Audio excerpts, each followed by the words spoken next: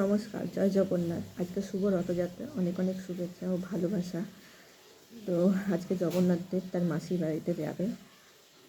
যাই হোক, আমরা জগন্নাথ দেবের মানে কী বলবো, রথযাত্রা সব কিছুর বিষয় নিয়ে সবাই সব কিছু জানে।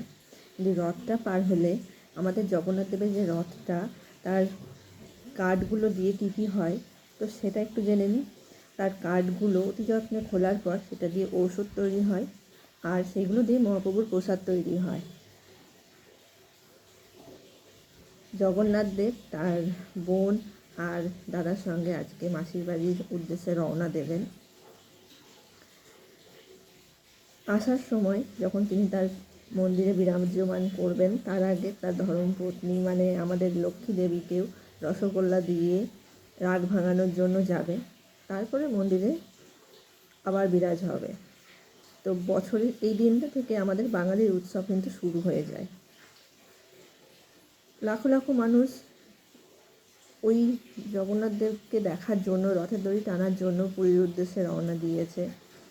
তো সবাই বলো জয় জগন্নাথ। জগন্নাথ দেবের যে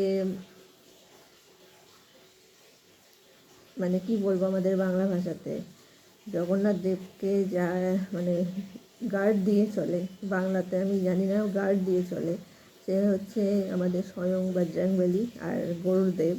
আর দরপাল তো জয় জয়। আর আমাদের সুভদ্রা দেবীর তো স্বয়ং তার নিজের স্বামী মানে স্বামী যে আমাদের অর্জুন, তাই সারথি হয়ে চলে। আমাদের মানে জগন্নাথ দেবের যে রথের দড়িটা হাতে নিয়ে মানে যে চালক, সে হচ্ছে দারুক। এরকম নানান কাহিনী জগন্নাথ দেবকে ঘিরে রয়েছে, মহান মহান কাহিনী, যেগুলো বিজ্ঞানও আবিষ্কার করতে পারেনি। যেমন আমাদের জগন্নাথ দেবের পতাকাটা হাওয়ার উল্টো দিকে কেন ঘোরে, ভোগটা সর্বপ্রথম উপরেরটা কেন হয়, নিচেরটা কেন হয় না, কিন্তু নিচের হাঁড়িটা সর্বপ্রথম আমাদের হওয়া উচিত, এ নিয়ে বিজ্ঞানও হার মেনে গেছে। তবুও বলবো সবাই বলো জয় জগন্নাথ। জগন্নাথ দেব সবাইকে ভালো রাখুক, সুস্থ রাখুক, মনোকামনা পূর্ণ করুক। আজ থেকে কিন্তু আমাদের দুর্গাপুজোর শুভ সূচনাও শুরু হয়ে গেল। সবাই বলো জয় জগন্নাথ। সবাই ভালো থেকো।